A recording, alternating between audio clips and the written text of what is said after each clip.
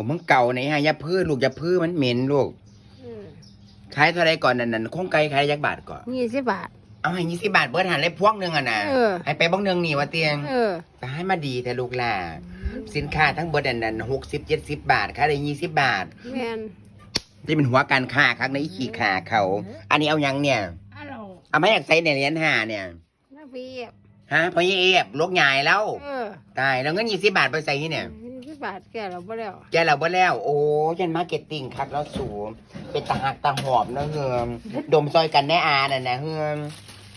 ลูกสาวใครมาเม้นแทนอลูกสาวใคร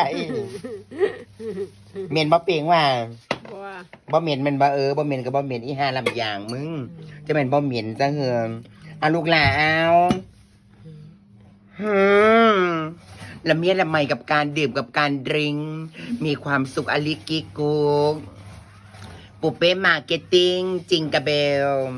เริดเฉิดไซเห็นบ้างไปลูกหลาไปทำมาหากินต่อเด้อเป้เด้อจะบ่ได้แดก5เราลูกหลา